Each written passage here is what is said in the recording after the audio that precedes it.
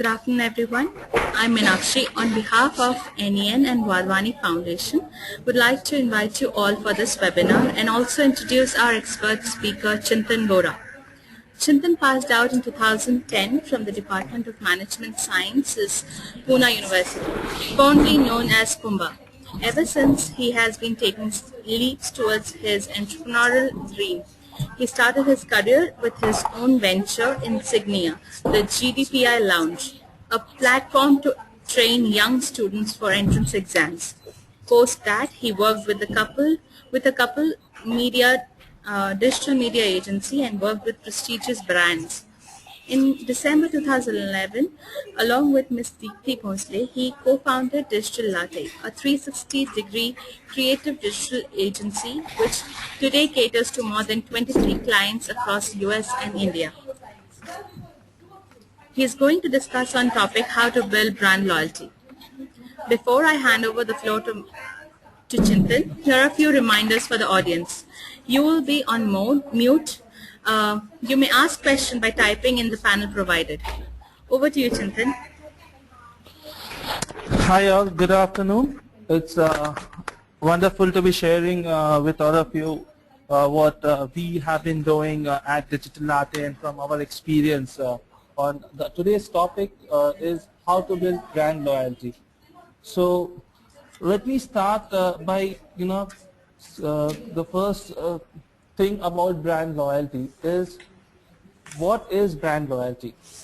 Now every brand today has customers which have, and each of these customers have a unique taste, have a unique choice, have a unique thought process. So how does one brand cater to this many thoughts? So that is where we see a structure that has developed for most of the brands. Now the structure we call it as the triple C, or the club, community and the cult level. Now the club level is where most of the brands are currently positioned at. That is where a club level has most number of your fans. They are your they are your customers, might be your prospective customers, or might be the aspirational people who want to buy your product or want your service. But this is a very, very large pool of people. There is the insights coming from this kind of people can be as vague as your how large your pool is. Moving on, the next level is the community level. So let's say your club level has around 50,000 of people or community in there. Then the community level will have hardly 10% of that user base. So it will be, let's say, consider 5,000 people fall into the community level. Now community level are for brands which are already well developed in the market, and they have been into the business from last 10 years, 15 years. They have been delivering what they are promising, and people are happy with what they are buying. But still there is a level above it which is called as the cult level. Now cult level will have hardly 50 or 500 people in that, depending on the size of how huge the brand is. But cult level is something where every brand aspires to be, because it is a level where the users are the brand ambassadors. Rather than brand talking about themselves, brand promoting themselves, it is the users who continuously are going to promote your brand. They are going to defend your brand. Now if you talk about the current scenario, and if you talk about the brands, let's say iPhone or Apple is one such brand which falls into such category, wherein people today, if there isn't any product of Apple that is going to be launched in the market, then the users are going to promote it. They are going to spread the word of mouth about that particular product. If there is someone who comes and tomorrow says that that product is not good, there are already a community of users who are going to defend that particular product, who are going to defend what the brand is doing. So this is what every brand aspires to be. They want to be in the cult level. But then before a brand decides whether they should be going to that level, there are various questions that brand needs to ask themselves. First is, what does the brand do that no one else does? Now, if if the brand is only player in the market who is offering certain product or certain service or certain way of business that no one else is doing it, then it makes the brand very unique in the mind of the customer. So customers automatically are going to uh, feel that kind of connection with the brand because there is no other player in the market who is doing that thing. Second thing, the company needs to ask itself that what is unique about the business. Is there any particular model that they are following about the business that is unique, what others are not doing? Thirdly, what is the unique story behind the first two questions? You know, what the brand is doing that no one else does, and what is unique about the business of the brand. The unique story can be anything, right from your product selection, right, your staff training, your whole process, or your customer service. So see, once the brand asks these questions to themselves, they have to come to the next point, that is what is the USP of the brand. Post that, only once these questions are answered by the brand themselves, they can decide, okay, which level I am going to fall into initially. So every brand starts with the club level and then they move on to the community level. Now, even moving from club level to community level is going to be a very difficult challenge for brands today, because there is, if you see, most of the brands today have direct competitions and also indirect competitions. Even if you talk about the way they do the business, or you know, what are they doing, what other competitors are not doing. So it is very difficult to, for the brand to stop the customer and retain them, rather than because the competitors are continuously giving them reasons to leave the particular brand. So coming to back to the club level, so club level is a point where the users are buying the product, but the brands somehow need to leverage these users and take them to the next level. How can a brand do that? By giving various offerings or giving various incentives to a customer of what will be the benefits for the customer if they go to the community level. Now there is no such direct communication that happens here, but it is more or less on a subtle level that a brand is going to slowly communicate that we are looking for role models, we are looking for brand ambassadors who tomorrow are going to give us an insight that other customers cannot give. And when they give this kind of insight, the brand has to see to it that they are incentivizing these people, they are giving them their share of limelight, because these customers are contributing to the company's growth at the end of the day, or the brand's growth at the end of the day.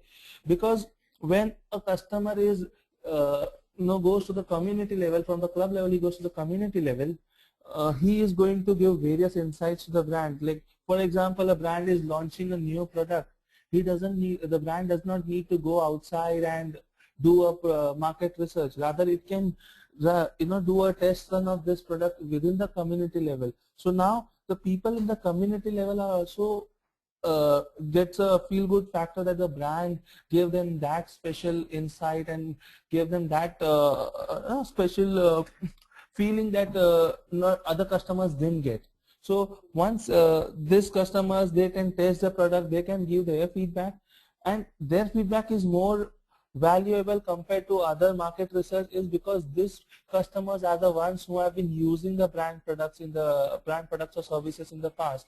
So they know the brand, they know what expectations they have from the brand. So their feedback becomes more insightful.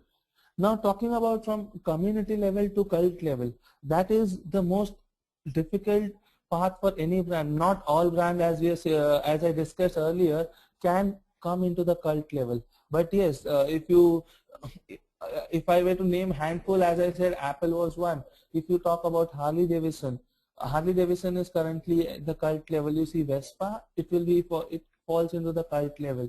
Now the reasons this brand fall into the cult level is because they have created a product that people aspire to have.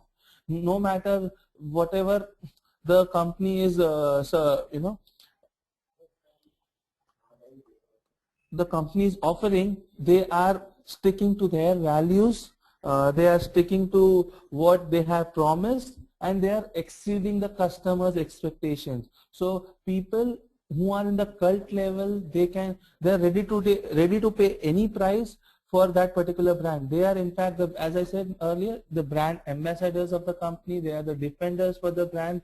If there is any issue or someone is going to speak against the brand, they are the ones who are going to stand up and saying no, the brand is right, and they feel that they own this brand, and that is the emotional connect which is required at the cult level.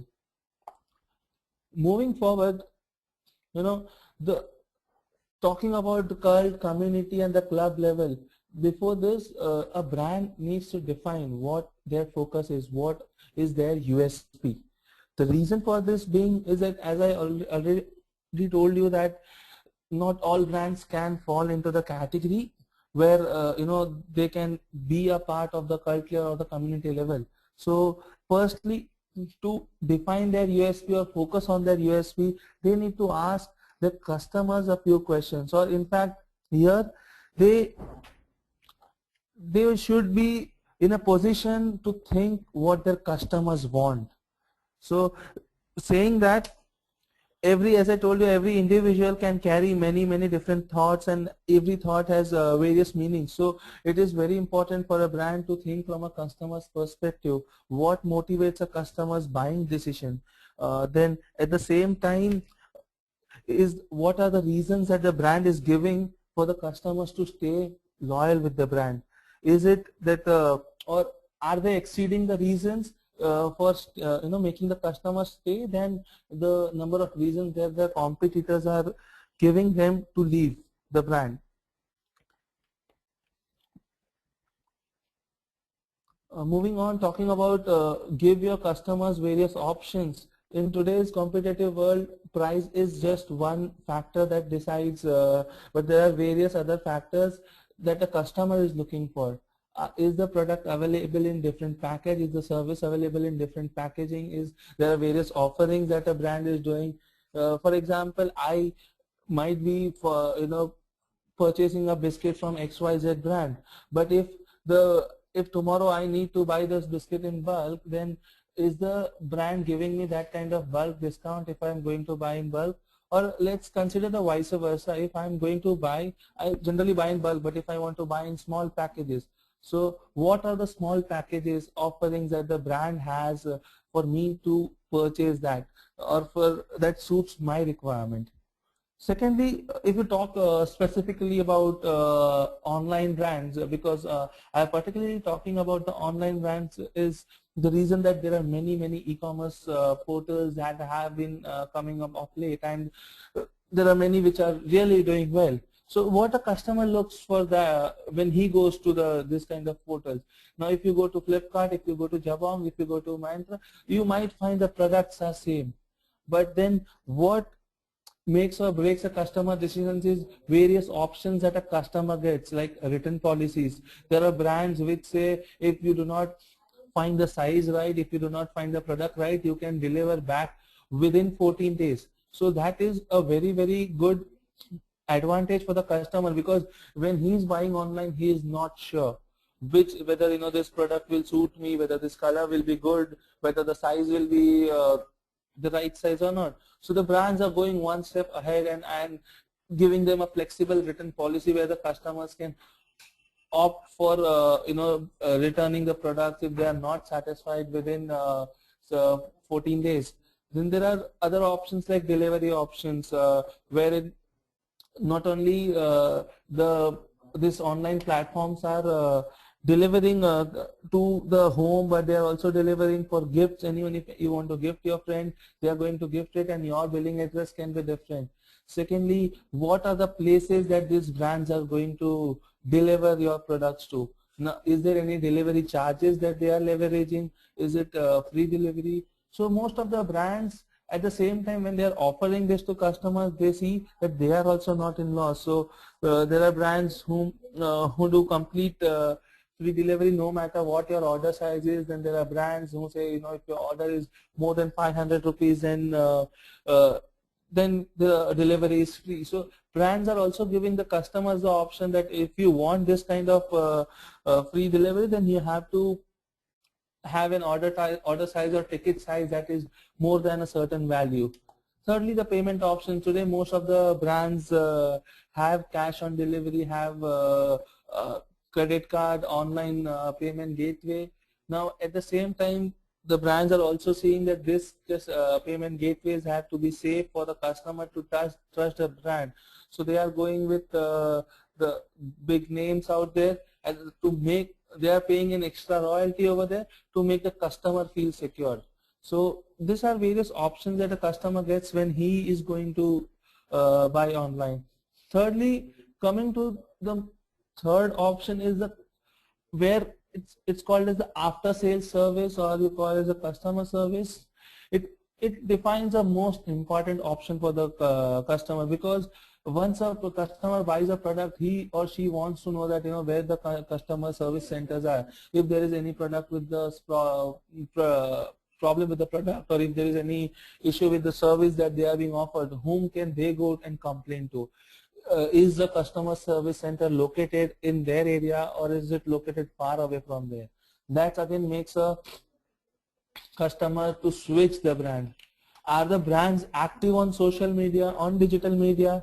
That is again a very important question, because today most of the customers do not have time to go to a customer service center, wait in the queue, and then after that they have to go at least 2 or 3 times to this kind of customer service center. So all the user wants to do today is that they do not have much time, so they would rather go to the company's website and lodge a complaint, or they would go to their Facebook page, Twitter page, write to them. At the same time, the brand also has to see to it that they are also actively responding back to this kind of customer.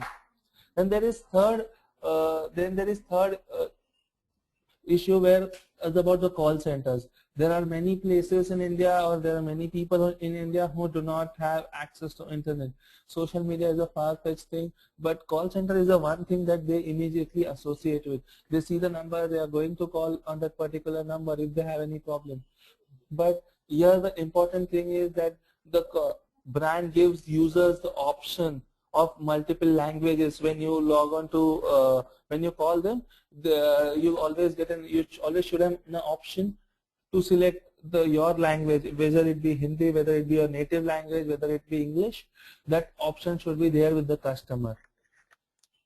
So, and at the same time, it should be taken care from the brand's perspective, that all this call center training show that they have the same value that the brand is trying to portray, and they talk in the same communication tonality, so the customer does not feel the disconnect when they are trying to get in touch with these call centers.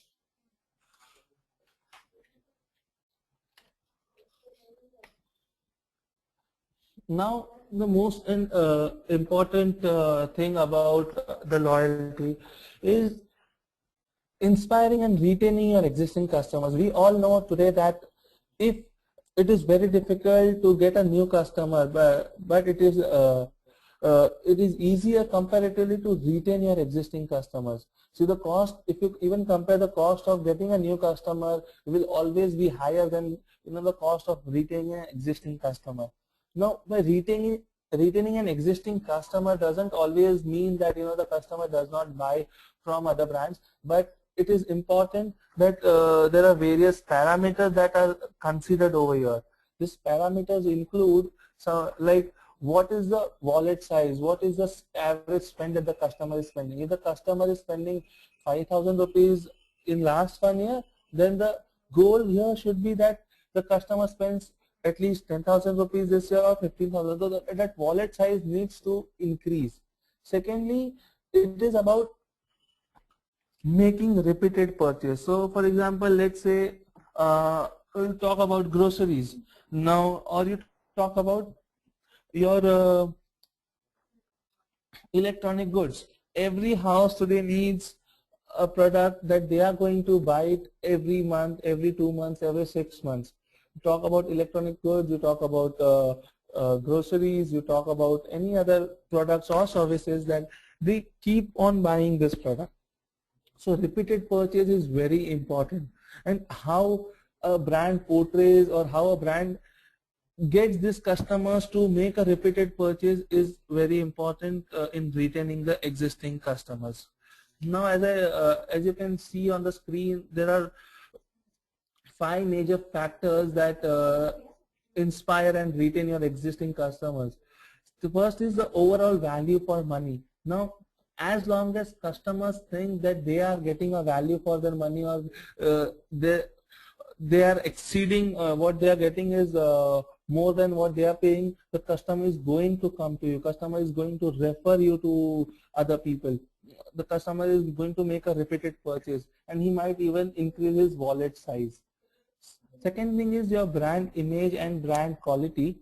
So here, a company from day one is trying to position itself as a particular with a particular image. It is not necessary for the company to be married to their initial offerings, but if they are changing the USP of the company, then that needs to be communicated to the customers also. At the same time, the companies or the brands also should be ensuring that the level of at all the levels of the company or all the levels of the brand, this image is consistent. Now what happens at most of the times is that your television commercials about a brand, might set a certain expectations in the mind of the customer, but when he or she goes to the shop, over there his experience is completely different from what his expectations were. So this is where the brands lose most of their customers. They have set a high expectation level with the customers while they were positioning, but this is not reflected at all the levels of the brand. Thirdly, coming to after sales service, as we discussed in the previous slide, after sales service is one of the most deciding factor whether a customer is going to be connected with the brand or not. So if you say every 7 out of 10 unsatisfied customers are going to spread the bad word about the company. If the customer is not satisfied, he is going to go and talk it out, whether it be on social media platforms, whether it be on company websites, whether it be on discussion forums, or just a word of mouth publicity. But all this is going to be impacting the brand sales, because today in this age, people moreover trust what other customers are saying and not what the brand is trying to say across to them. So it is very important that after sales service is looked upon very properly, because these are the people who have bought your products, and if they cannot be your brand ambassadors, then there is no way that you can retain them and get new customers also from them. Lastly, it's about the product or service satisfaction.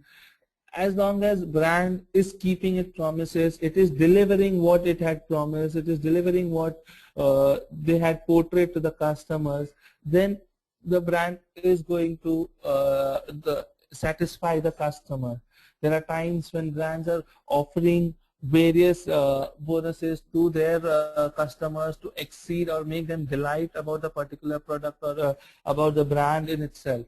So it is very important that a customer is satisfied, and for basically all the factors come into picture here, and it is the brand that needs to portray that kind of image that it is being able to satisfy at the end, or fulfill at the end of the day. Now, the most important of and the last part of my presentation is coming to perfecting the deal closing process. Now, everyone, as I said, there are brands. Every brand wants a loyal customer base. Every brand wants to reach the cult level. Every brand might be at the community level. They are still struggling of what to do with this kind of users. But how do we keep these customers loyal, or how do we make them coming to us, buy again and again, spread the good word about the brand? So there are various things that a brand should look upon. One is, what are they doing to retain this kind of customers, to close this kind of customer, that they do not go to any other brands in the near future or in the far future. So is there any benefits that these brands, the customers have from these brands? If I am being loyal to a particular brand, then I might be expecting 10 things from the brands also to stay loyal, or brand should be giving me that kind of incentives that for me being loyal is, it should be very easy. Now there are various things that a brand needs to do. Either these are small things, but something like loyalty programs, which today if you see, the only successful loyalty program if you talk about in retail brands will come from Shoppers Stop. It is the most popular one. The reason here is that they have created something called as a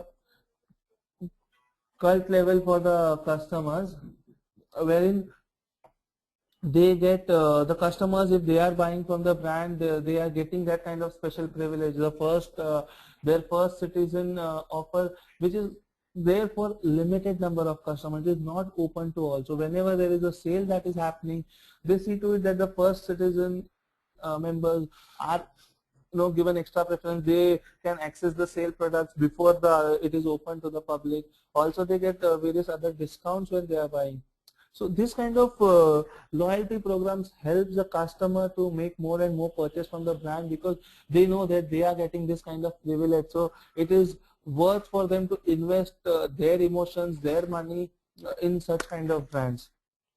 Second thing is referrals, which today most of the companies are missing on, or most of the brands are missing on. How do you turn one customer to getting more 10 customers to you? Because you have retained that one customer, but are you using that one customer to get more number of customers for you? Let's say, let's talk about a simple Facebook update, wherein a brand has shared a particular post about their product or their offerings or their services, and if these existing customers do not share it with their friends, their family, the whole meaning of having that pool of 500,000 or 500 people of your fans is waste. Because if you are not being able to use these customers to get in new customers for you, then you are not doing it the right way. Every brand needs to use their existing customers to get on to new customers for them. The third thing will be your offline events, how you connect with the customers.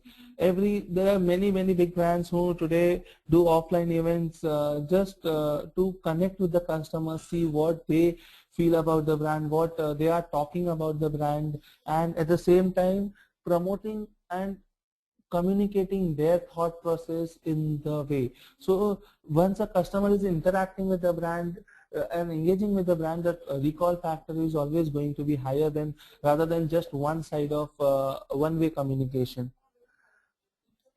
Lastly, there are various other things that a brand needs to do and really need to be active, something like database marketing.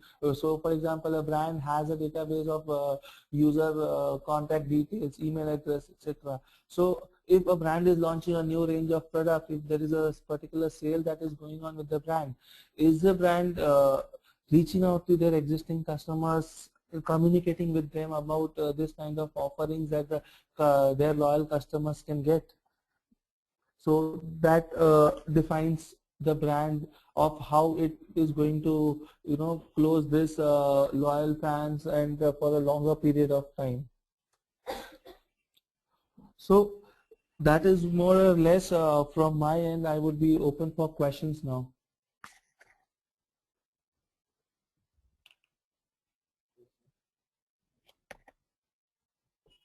Thank you, Chintan. We'll start with the question answer round now. Uh,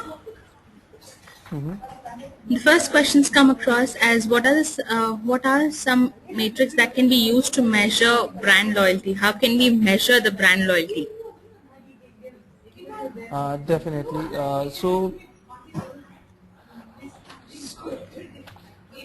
see, there are various measures to there are various ways to measure the brand loyalty, but it is important to understand that what the brand is looking when what is their main goal.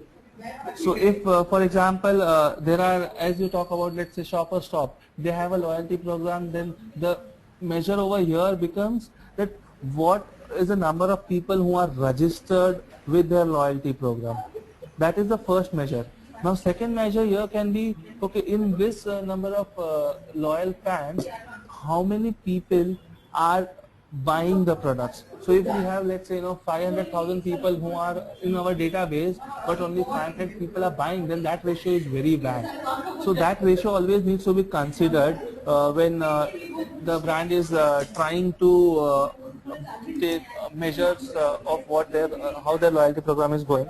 Third thing, as I was talking about, is the wallet size and the repeated purchase. Now we have 500 people who are purchasing. So then what is the kind of business that they are giving to the brand? Is it following the 80-20 rule wherein 20% of people are giving you 80% of business?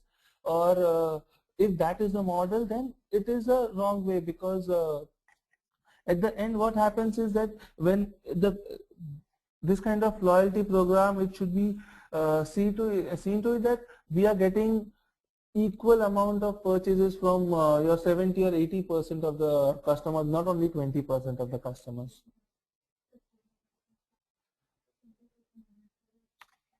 The second question is, how can one handle negative feedback or comments on social media? Should all the comments and all the feedback be replied to, and should be taken into account? Yes, I'll answer that. See, what happens is that specifically if you talk about India, most of the brands are ignoring this negative comments, whether it be on the your social media platforms, whether it is there on the website. But now what has happened is, because of the advance of social media, any negative comment is catches fire so soon that before it you can even react, there are hundreds of people who are already commenting on it, and they are sharing their bad experience.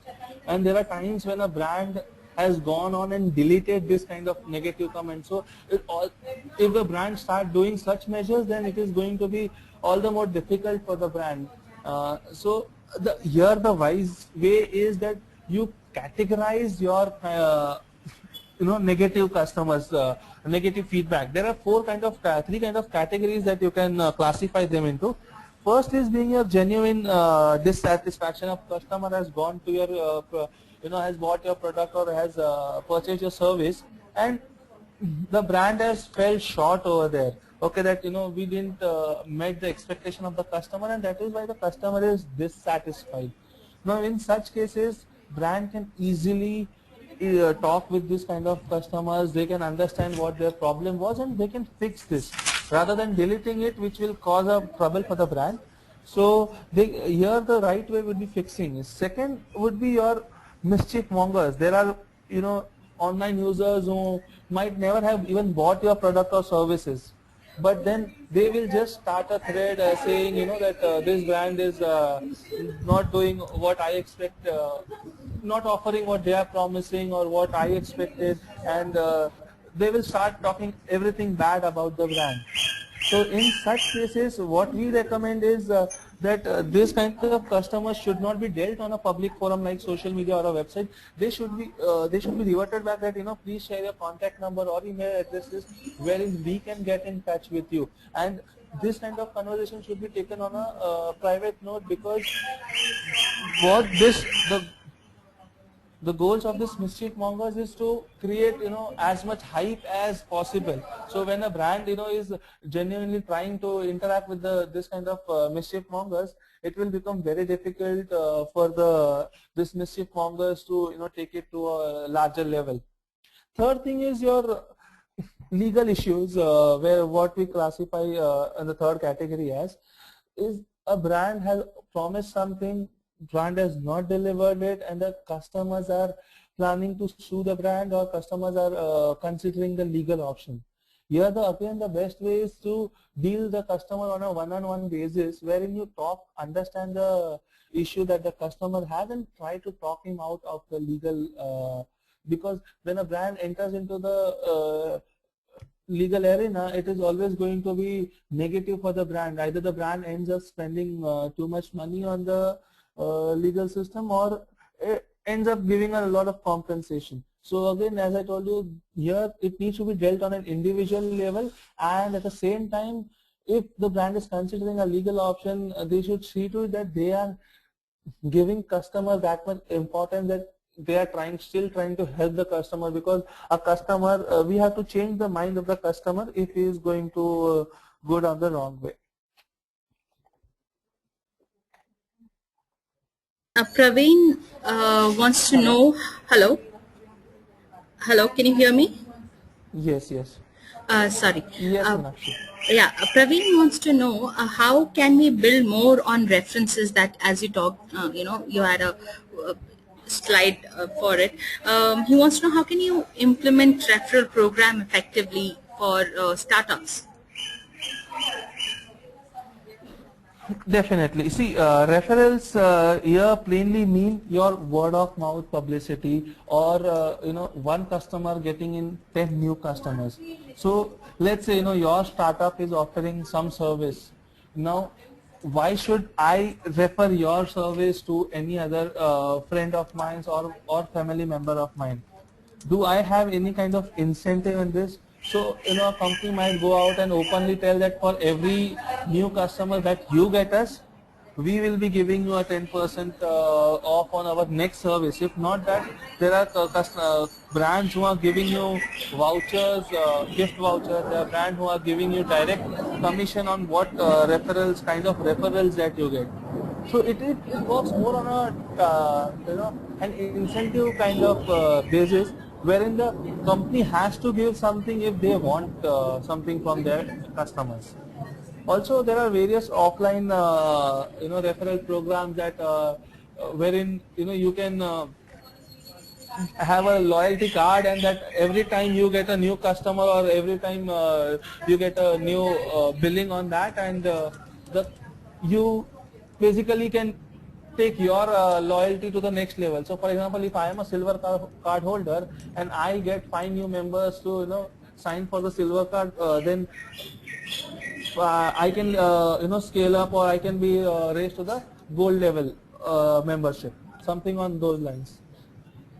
Also, if you see, a very simple example will be fitness clubs and gyms, wherein what the kind of offer they have is that if you are, if you get for every new customer you get along for us, we give you 15 days of extension for your service. So that works very well for the this fitness centers also, because and for most of the brands, because they are not paying anything from their pocket, or they are not giving them the gift vouchers, which might be an additional cost to the company, but they are just extending their service process, service period. I hope I have answered your question, Praveen. Okay, the Naren wants to know, do store cards and discounts really foster brand loyalty in the area of digital purchase?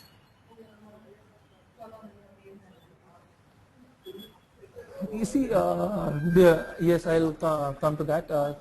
Thanks, Naren, for asking this question. The reason is that the digital in India still is at a very naive stage. People are getting, well versed right now, making purchases in the digital. In last couple of years, the things have moved fast, but still, if you compare it with the international arena, it is way behind that we are lagging. Now coming to your question, whether this card has benefits, of course it does, because if you see recently there was Google Online Shopping Festival, wherein it allowed users to, there are brands who participated in that, and they offered users a particular discount for 3 days of period, and there were approximately more than 2 million people who went to this various partner websites of Google Online Shopping Festival. The reason is that they were getting this kind of discount. So if via loyalty program and via this membership cards, I am getting that kind of discounts, then I would be more than happy to make a purchase from that brand rather than going to my competitor brand. Or if my competitor brand is giving me that kind of benefits rather than the brand that I am buying from, I would consider shifting it to those particular brands. Chintan, Astha wants to know, should an entrepreneur build products what the customer wants or the entrepreneur's choice of product? It's actually like a chicken and egg situation. The reason because is that, let's say, entrepreneur has an idea about a product, he builds the product and then he goes to market the product, and that is when he realizes that, okay, no, my customers do not want this product. Or he might be really successful and the people love the product and people start buying it. The other way can be, the entrepreneur is taking customers feedback. He wants to know what they are looking at, and then he develops a product. But then in the meanwhile, the customer opinion also has changed. That, okay, no, I was looking for that product, but anyways, now that product is not useful for me. So it is very difficult for an entrepreneur to decide whether to go for a product that he has an idea is in mind, or what the customer wants. The perfect solution here, Asta, will be that when you are developing a product, at the same, before you start development, you can do a small survey with your potential target audience. You can see what their sentiments are, and this survey always has to be outside your friends and family, because that is where most of the entrepreneurs make a mistake, because your friends, family, or people who you know are always going to encourage you. No, you do go and build a product, or the idea is really great, but what your customer feels is not what your friends and family might say. So that is where you go and make a independent survey, and you can invest more time or more money in the survey, because at the end, even if a product is your idea, but you can modify it and for your customers. Chintan, Nitin wants to know, for startups, it gets very difficult to retain customers, as the customers are really very low, and then let alone be building a brand loyalty along with it. What do you suggest for startups? Can you come to the first part of it, first part of the question again? It is very difficult to retain customers for startups, uh, and let alone build a brand loyalty along with it. So he See, wants to know, yeah, yes, of course. yeah. Uh, so Nitin, I'll answer your question in two parts. One is how to, how do you build your customer base? Whether it is via the word of mouth publicity that you are doing, are you doing a paid PR campaign, or are you doing any other expenses to get your customers? Now, once you got your customers, you should understand, or you should have a very good measure of why is the customer buying from you? Is it because you are offering at a lower price? Is it because your product quality is higher? Is it because the service is better? Or is it because of any other factor? When you consider this factor, you will understand, okay, no, this is my niche, this is my forte, that is why customers are coming to me.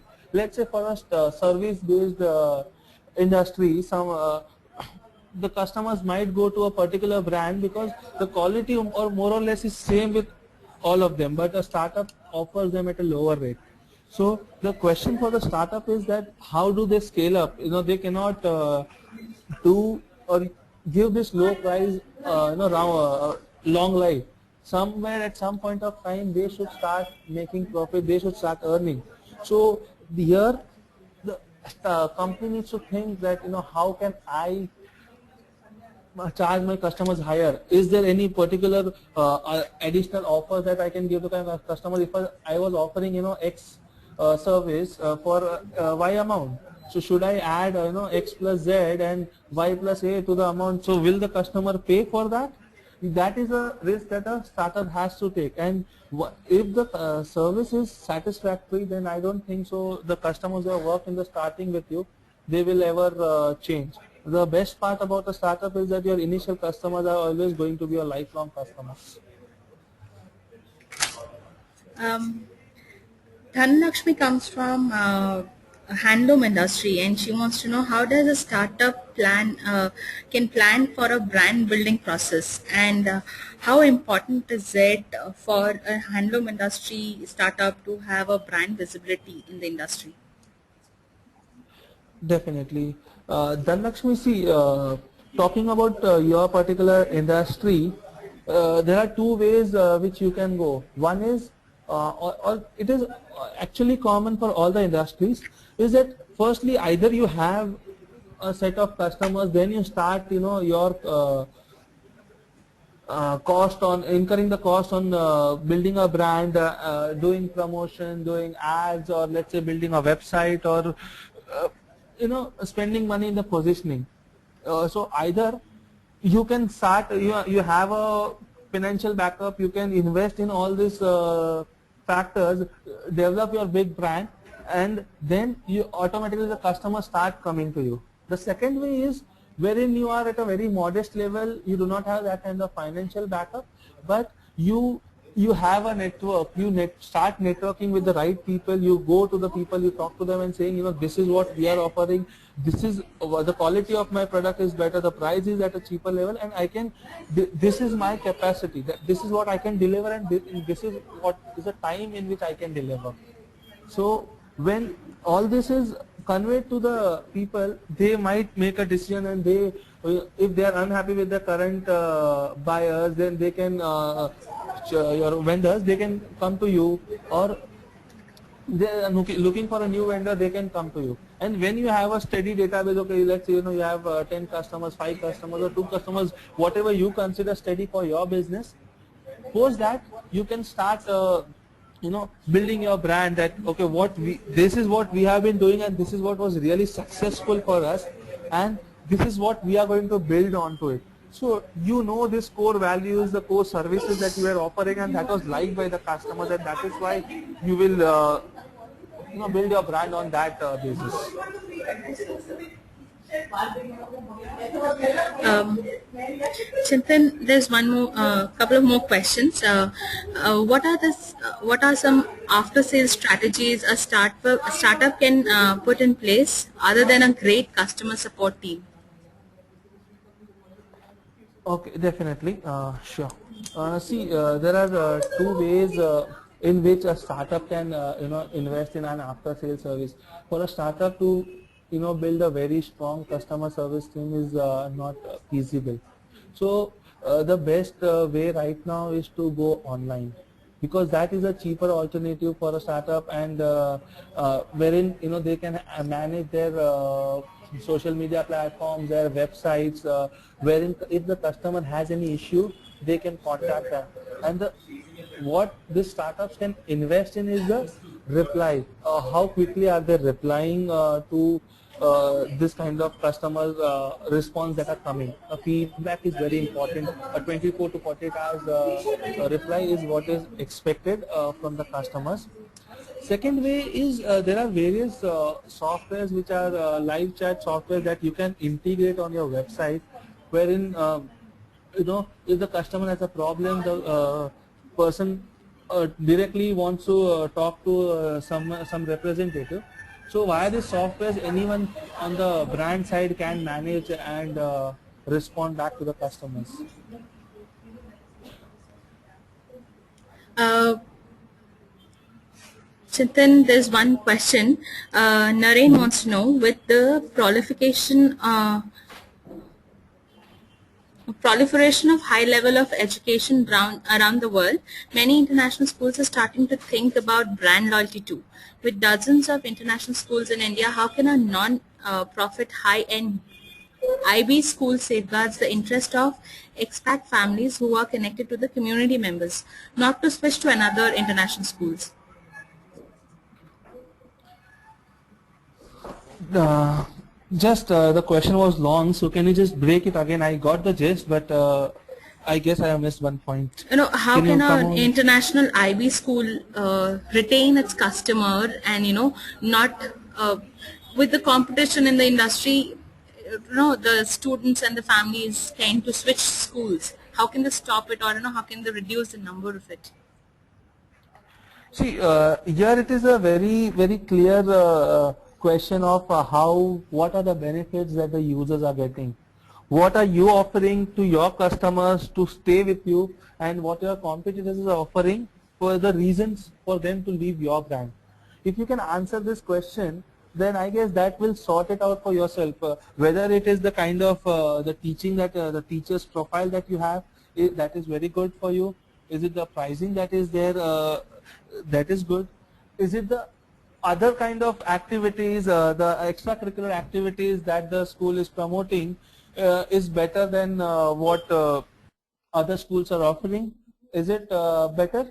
Then I might go and choose ahead for that. Then what is the kind of reachability or accessibility for the students? So is there bus service? Is there a pickup and drop service for the users?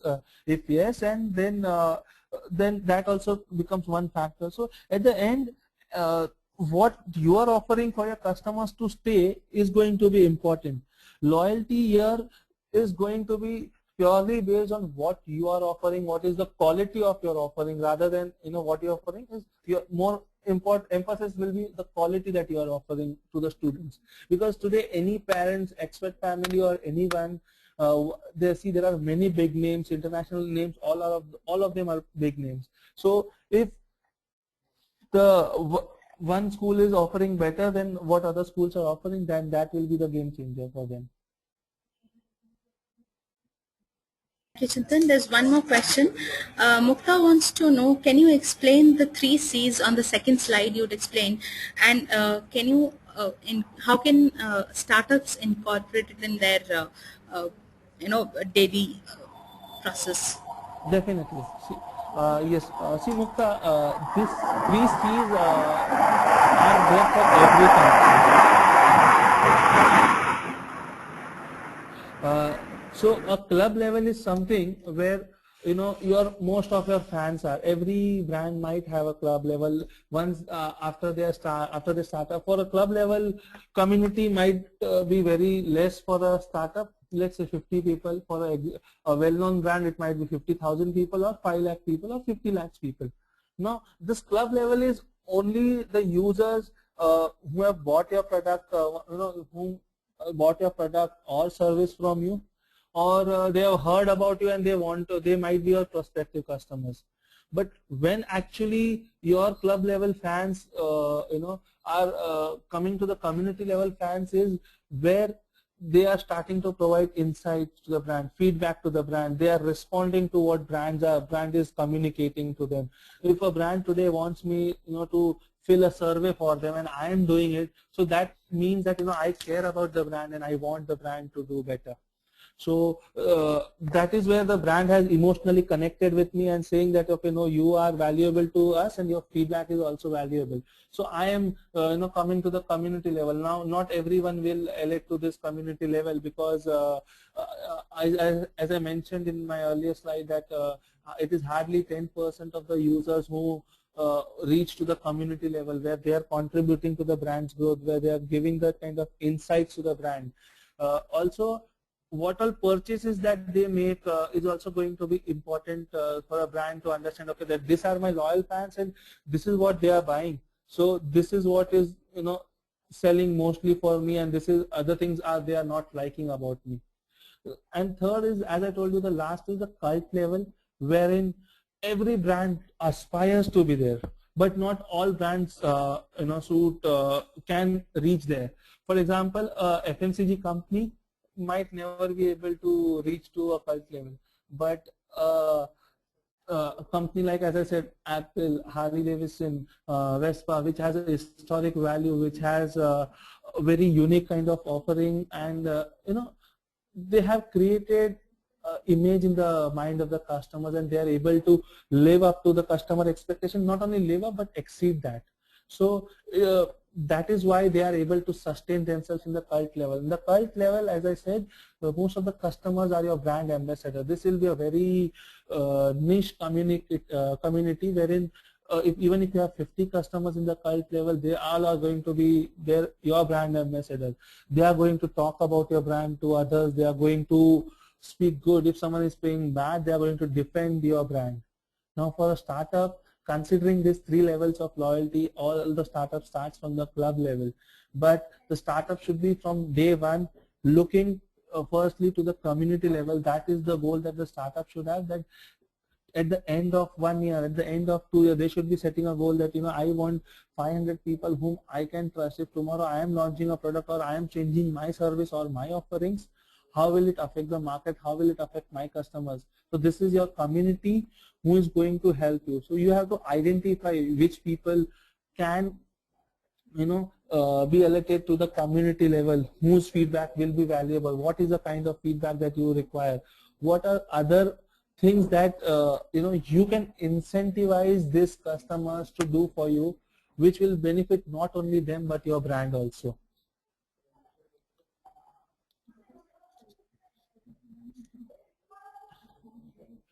Thank you very much for this interesting section, Chintan. The questions kept on coming, so thank you attendees for this nice question and answer session. The next webinar will be conducted on 8th of January on developing negotiation skills. If you found the session interesting, tweet at NEN India. The recorded version of the webinar will be available at www.youtube.com/user/eclubnen online by tomorrow. Thank you once again, Chintan, for a very nice and interactive session. Thank you all the attendees. Thank you, Meenakshi. Thank you all our attendees for participating in the webinar. We are glad that the questions kept coming in, and the presentation recorded of the session will be there on YouTube by tomorrow. Thank you once again all. Have a nice evening. Thank you.